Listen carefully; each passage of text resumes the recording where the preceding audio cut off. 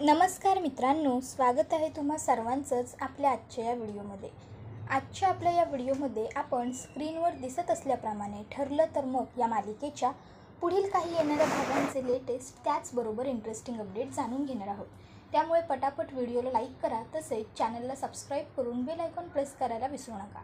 मित्रांनो, आजचा व्हिडिओ हा खूप जास्त इंटरेस्टिंग होणार आहे, कारण आजच्या व्हिडिओमध्ये सायली आणि अर्जुन एकमेकासाठी किती कम्पॅटेबल, किती परफेक्ट आहेत हे तर सगळ्यांना कळणारच आहे. त्याचबरोबर आता प्रतिमा आत्याच्या सांगण्यावरून, समजवण्यावरून सगळ्यांना सायली आणि अर्जुन हे दोघंही चांगले आहेत आणि त्यांनी एकमेकाबरोबर लग्न करून योग्य डिसिजन घेतला ही गोष्ट कळणार आहे. आणि त्यानंतर आता सगळेजण त्या दोघांना एक्सेप्टसुद्धा करणार आहेत. त्याचबरोबर आता प्रिया ही ॲडव्होकेट दामिनी देशमुख यांना आता चौकशी करून देणार आहे आणि अर्जुनला ती चौकशी करू देत नाही आहे. त्यामुळे आता अर्जुन हा रविराज काकाबरोबर चांगलं भांडण करणार आहे, त्यांना चांगला जाब विचारणार आहे. आणि त्यानंतर आता अर्जुन कशाप्रकारे प्रियाची चौकशी करण्यासाठी आयडिया शोधून काढणार आहे हे सगळं आपण या व्हिडिओमध्ये पाहणार आहोत.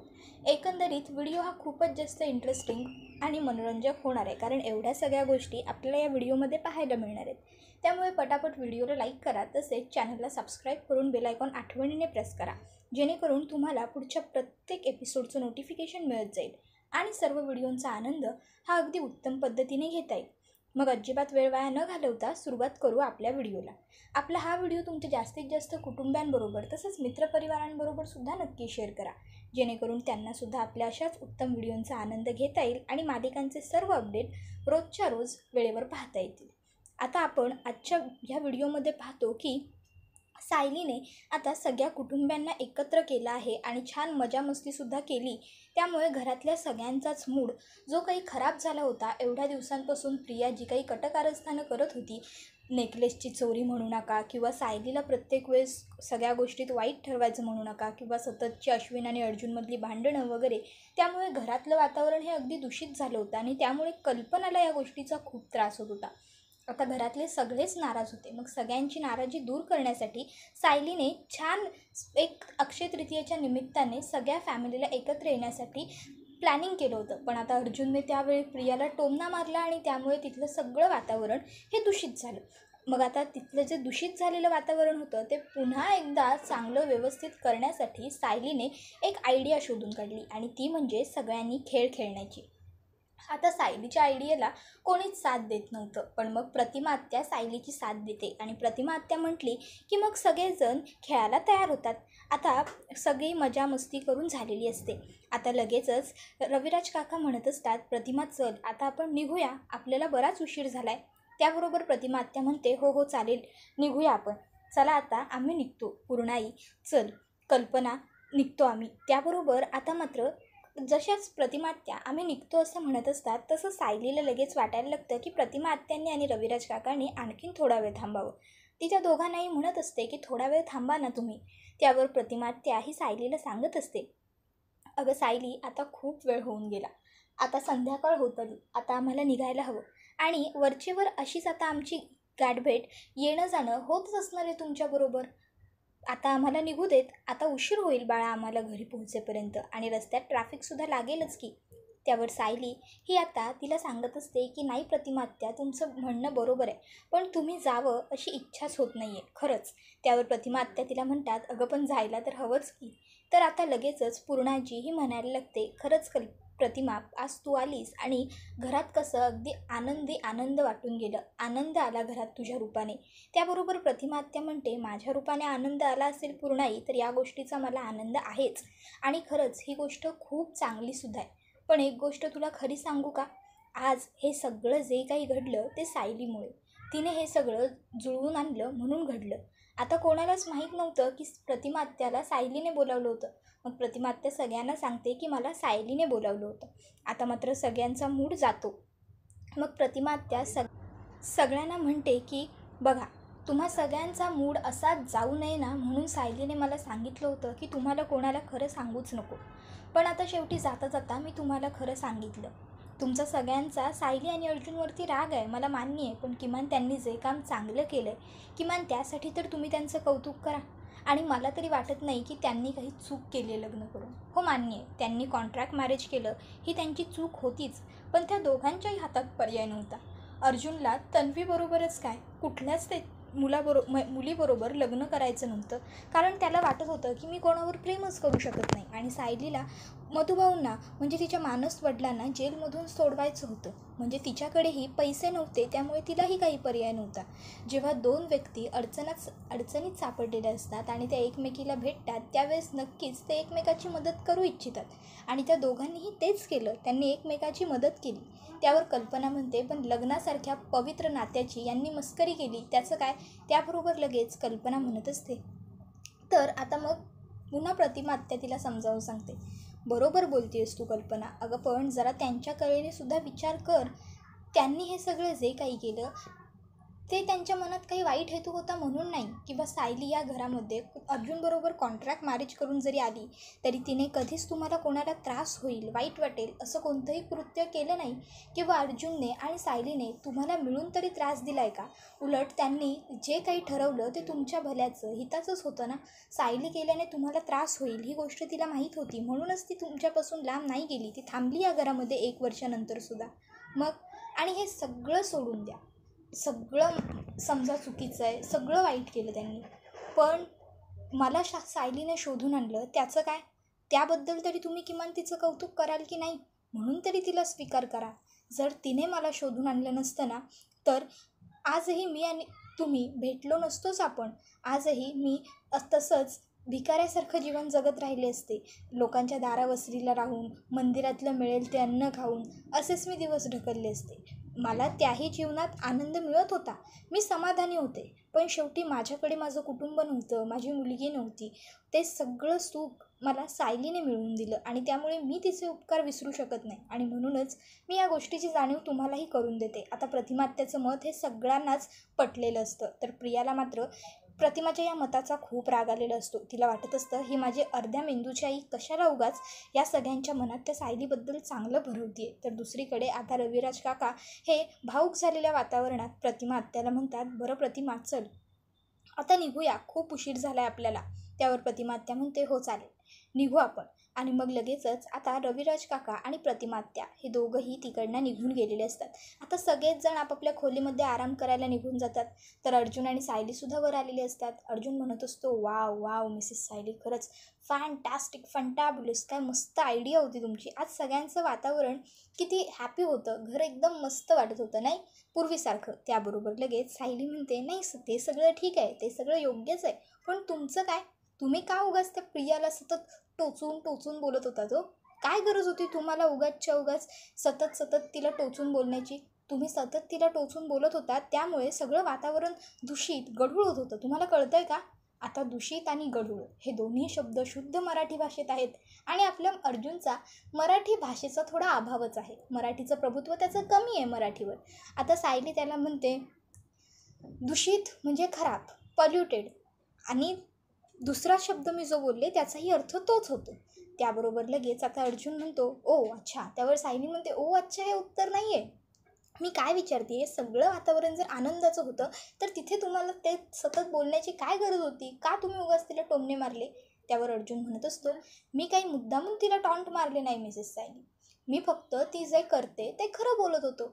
हे बघा, सगळं वातावरण आनंदमयी होतं हे सगळं मला मान्य आहे, पण तरीसुद्धा जे खरं आहे त्या गोष्टीची जाणीव सगळ्यांना सतत झाली पाहिजे ना, नाहीतर सगळेजण सत्य मागे सोडत जातात. आज तुम्ही एवढं सगळं केलं पण तुम्हाला क्रेडिट कोणीच देत नव्हतं. सायली म्हणते, तुम्हाला क्रेडिटचं पडलं आहे, मी इथे घर जोडायला बघते. आता मात्र त्या दोघांचं बोलणं तसंच सुरू असतं. तर दुसरीकडे प्रिया ही खोलीत आलेली असते आणि ती विचार करत असते, शी काय कटकट नुसती, मरू दे तिकडे, दमायला झालं नुसतं मला. पण त्या दामिनी देशमुखने जे काही मला चौकशीसाठी बोलवलं आहे तिकडे तर जावंच लागेल, पण त्याआधी त्या किल्लेदारला पटवावं लागेल. मग लगेचच आता प्रिया अजिबात वेळ वाया न घालवता रविराज काकांना कॉल करते. आता थोड्या वेळापूर्वी आपण तन्वीच्या घरून आलो, मग तन्वीने लगेच फोन का केला असा प्रश्न रविराज काकांना पडतो.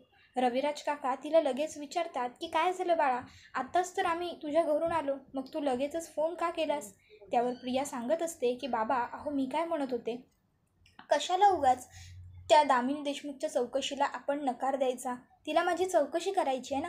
त्यावर लगेच रविराज काका तिला म्हणत असतात की हो, पण तुला चौकशीला जाता येणार नाही, तुझी मनस्थिती ठीक नाही आहे हे मी सांगितलं आहे तिला, त्यामुळे तुला काळजी करण्याची आता काहीच गरज नाही आहे. त्यावर प्रिया म्हणते, नाही बाबा, तुमचं सगळं मला मान्य आहे. तुमची इच्छा आहे की मी या केसपासून, कोर्ट कचेरीपासून लांब राहावं, पण काहीही झालं तरी मी त्या केसमध्ये आय विटनेस आहे, त्यामुळे मी त्याच्यात इन्वॉल्व असणारच आहे. आणि तुम्ही स्वतः एवढे मोठे वकील आहात, एवढे मोठे लॉयर आहात, त्यामुळे तुम्हाला तर माहीतच आहे आय विटनेसला किती महत्त्व असतं ते, आणि किती दिवसांपर्यंत मी अशी चौकशी टाळत राहणार आहे, या सगळ्यापासून दूर पळणार आहे.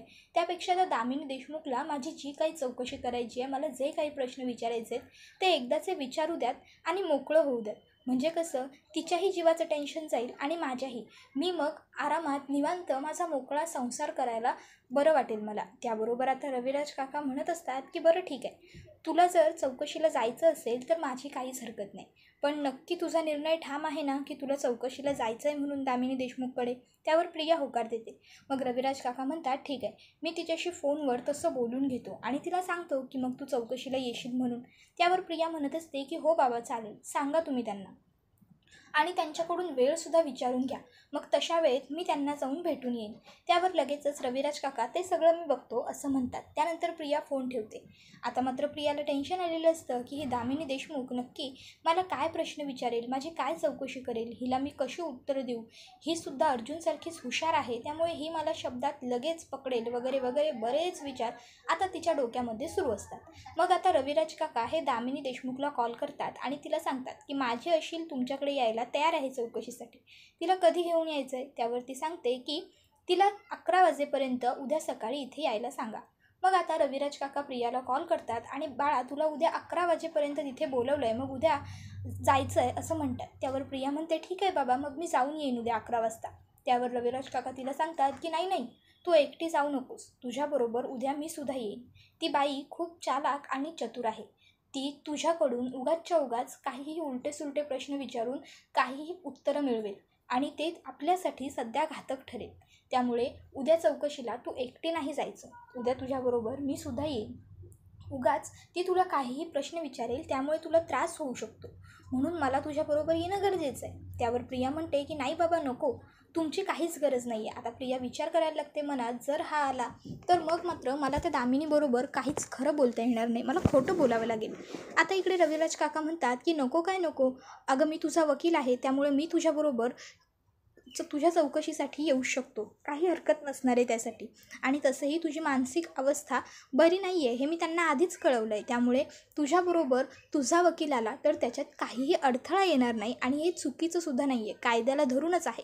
त्यावर प्रिया म्हणते, नाही बाबा, बरोबर आहे, पण मी काय म्हणत होते, उगाच तुम्हाला कशाला ना ताण या सगळ्या गोष्टींचा, आईल हँडल, मी मॅनेज करेन सगळं खरंच. त्यावर लगेच रविराज काका म्हणतात, काय तू हँडल करणार आहेस आणि काय मॅनेज करशील, हे बघ, नको, मी उद्या तुझ्याबरोबर येणार. तन्वी, चौकशीला जायचं हा निर्णय तुझा होता की नाही, तो मी मान्य केला, पण आता चौकशीला मी तुझ्याबरोबर येणार आहे हा निर्णय माझा आहे, आणि आता तू हा मान्य कर बरं. त्याबरोबर लगेच आता प्रिया म्हणते की बरं ठीक आहे, ठीक आहे बाबा, तुमची इच्छा आहे तर तुम्ही या माझ्याबरोबर चौकशीला, मी फक्त तुम्हाला त्रास होऊ नये याचसाठी बोलत होते की तुम्ही माझ्याबरोबर येऊ नका. त्यावर रविराज काका म्हणतात की नाही नाही, मला काहीही अडचण होणार नाही मी तुझ्याबरोबर आल्याने. बरं, उद्या मग मी एक काम करतो, मी तुला एक डायरेक्ट घरी घ्यायलाच येतो, मग तू सकाळी आवरून वगैरे रेडी राहा, आपण दोघं एकत्र निघू. त्यावर प्रिया म्हणते, हो हो बाबा, चालेल, काहीच हरकत नाही. आणि मग आता ती फोन कट करते. आता मात्र तिला टेन्शन आलेलं असतं की ह्या किल्लेदारसमोर मला काही खरं बोलताच येणार नाही आहे.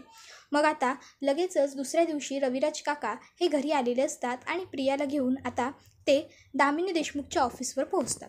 आता दामिनी ही लगेचच म्हणायला लागते की ह्या मिस तन्वी सुभेदार बरोबर, आणि मग तुम्ही यांच्याबरोबर काय करताय मिस्टर किल्लेदार. त्याबरोबर लगेचच आता दामिनी देशमुखला रविराज काका सांगायला लागतात की ही माझी मुलगी आहे तन्वी किल्लेदार, हिचं लग्न अश्विन सुभेदार बरोबर झालं आहे. त्याबरोबर पुढे ते सांगतात की मी हिचा लॉयर आहे आणि हिची मानसिक स्थिती ठीक नसल्यामुळे मी हिच्याबरोबर आलो आहे. त्यावर लगेचच इकडे दामिनी म्हणते, ठीक आहे, नो इश्यूज, प्लीज बसा ना तुम्ही दोघं, आणि आता मी जे विचारेन त्या प्रश्नांची उत्तरं तू खरी खरी देशील तन्वी, बरोबर. त्यावर प्रिया म्हणते, हो हो, मी खोटं नाहीच बोलत, तुम्ही विचारा. मग प्रिया लगेचच प्रियाला प्रश्न विचारायची दामिनी सुरुवात करते. ती तिला विचारते की मला सांग, खुनाच्या रात्री एक्झॅक्टली तू काय बघितलं होतंस?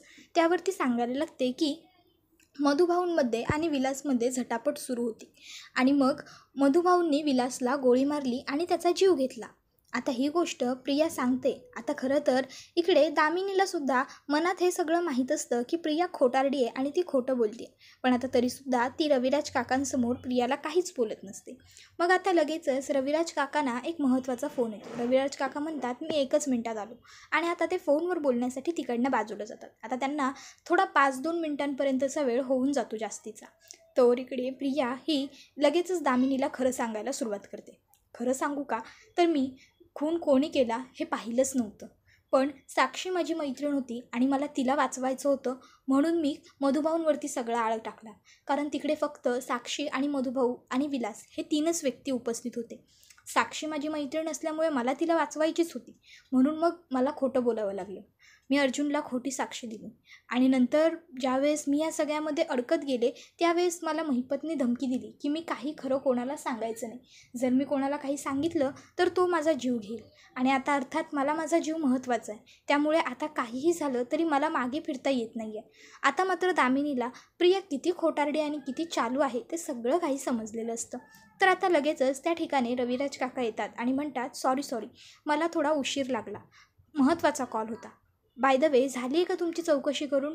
आणि तन्वी बाळा, अगं तू एवढं टेन्शन का घेतली आहेस? तू एवढं टेन्स का दिसतेस? त्याबरोबर लगेच आता प्रिया ही काही नाही बाबा, ते असं सगळं ततपप करत बोलायला लागते. मग लगेचच आता दामिनी देशमुख ही म्हणायला लागते की काय गं, काय झालं? तुला पाणी वगैरे काही देऊ का? त्यावर लगेच प्रिया म्हणते की नाही नको, ठीक आहे मी. त्यावर लगेच दामिनी ही रविराज काकांना म्हणते पहिल्यांदाच आली आहे ना ती माझ्या ऑफिसमध्ये, म्हणून थोडं तिला अस्वस्थ वाटत असेल. काही हरकत नाही, होतं कधी कधी असं पहिल्यांदा. तर आता लगेचच प्रिया ही म्हणायला लागते बाबा, त्यांची चौकशी करून झाली असेल तर आपण निघायचं का? रविराज काका म्हणतात हो चालेल, मी सोडतो तुला घरी. आणि मग आता ते दोघं तिकडनं निघालेले असतात. तर आता इकडे आता अर्जुनला समजतं की प्रिया ही दामिनी देशमुखच्या ऑफिसला चौकशीसाठी गेली होती, आणि हे कळल्यावर अर्जुनला खूप जास्त राग आलेला असतो. तो म्हणत असतो की आता हिची मानसिक स्थिती बरी झाली का? आता हिला बरं वाटायला लागलं? आता कसला ट्रॉमा नाही आहे का हिला? सिनियर जे काही वागतोय ते हल्ली खूप चुकीचं आहे. तो सगळे प्रोफेशनल एथिक विसरून गेला आहे तन्वीच्या पुढे. पण नाही, आता मी सिनियरला जाब विचारणार, आणि आता मी तन्वीची चौकशीसुद्धा करून राहणार. तिला ट्रॉमा आहे ना, ठीक आहे, काहीच हरकत नाही. मी आत्ता सायकोलॉजिस्टच्या हाताखाली, सायकोलॉजिस्टच्या अंडर तिची चौकशी करणार म्हणजे करणार. त्यावर सायली ही अर्जुनला समजावत असते, हे बघा, तुम्हाला जी काही चौकशी वगैरे करायची आहे ती तुम्ही करा, पण प्लीज या सगळ्यात रविराज काकांना खेचू नका. उगाचच्या उगाच आपले संबंध घरचे खराब व्हायला नको. अर्जुन म्हणतो मिस सायली, तुम्ही काय बोलताय, तुम्हाला कळतंय का? तो त्याच्या मुलीला वाचवण्यासाठी सगळे प्रयत्न करतोय, पण याचा अर्थ तो त्याच्या प्रोफेशनल एथिक्सच्या विरोधात जातोय, आमच्या डिग्रीच्या विरोधात जातोय. जेव्हा आम्ही वकील बनतो तेव्हा शपथ घेतली जाते की मी माझ्या एथिक्सचा चुकीच्या अर्थाने वापर कधीच करणार नाही, पण सिनियर इथे फक्त आणि फक्त तन्वीला वाचवण्यासाठीच त्याचे एथिक्स वापरतोय. आणि मग अर्जुन रविराज काकांकडे येतो आणि त्यांना जाब विचारतो, मी चौकशीला म्हटलं त्यावेळेस तू नकार दिलास आणि दामिनी देशमुखला होकार, असं का? त्यावर लगेचच आता रविराज काका सांगत असतात की माझ्या अशिलालाच जर त्यांना चौकशी करू द्यायची होती तर मग मी काय करणार होतो? त्यावर अर्जुन म्हणतो ठीक आहे, मग आता मलासुद्धा तन्वीची चौकशी करायची आहे, मी करू शकतोस ना? हवी तर मी तिची चौकशी ही मानसिक तज्ज्ञांच्या हाताखाली करेन, मग तर झालं. त्यानंतर आता अर्जुनला एक गोष्टीचा आणखी नवीन क्लू मिळालेला असतो, आणि तो म्हणजे हा की ज्या वेळेस विलासचा खून झाला त्याच्या 2 तास आधीच विलासने पोलिसांना मेसेज करून ठेवला होता की माझ्या जीवाला मधुभाऊंपासून धोका आहे. जर त्याने 2 तास पूर्वीच मेसेज केला होता तर त्यानंतर विलासचा खून वगैरे व्हायला, झटापट व्हायला किमान 1-1.5 तास ते 2 तास तर गेले असतील. मग तोपर्यंत पोलीस तिकडे कसे काय आले नाही? आता मात्र अर्जुनला हा खूप महत्त्वाचा आणि मोठा क्लू मिळालेला असतो. त्याबरोबर हा व्हिडिओ तर इथेच संपतो, पण पुढे पाहणं हे रंजक ठरणार आहे की आता अर्जुनला हा जो काही क्लू मिळाला आहे त्याचा त्याला केसमध्ये कसा फायदा करून घेता येईल आणि अर्जुन हा कशा तऱ्हेने या क्लूचा उपयोग करत दामिनी देशमुखला हरवून मधुभाऊंना कायमचं या केसमधून मुक्त करणार, हे सगळं जाणून घेण्यासाठी तुम्हाला आपल्या व्हिडिओला लाईक करून चॅनलला सबस्क्राईब करून ठेवावं लागेल. कारण पुढचा व्हिडिओ हा याच गोष्टीवरती असणार आहे की कशा रीत्याने अर्जुन मधुभाऊंना कायमचं जेलमधून सोडवून आणणार. आता हे जाणून घेण्यासाठी आपल्या चॅनलला सबस्क्राईब करून ठेवा, बेल आयकॉन आठवणीने प्रेस करा. आपला व्हिडिओ तुमच्या जास्तीत जास्त कुटुंबियांबरोबर तसेच मित्रपरिवारांबरोबर सुद्धा नक्की शेअर करा, जेणेकरून त्यांनासुद्धा आपल्या अशाच उत्तम व्हिडिओचा आनंद घेता येईल. पुढचा व्हिडिओ येईपर्यंत टाटा बाय बाय, धन्यवाद.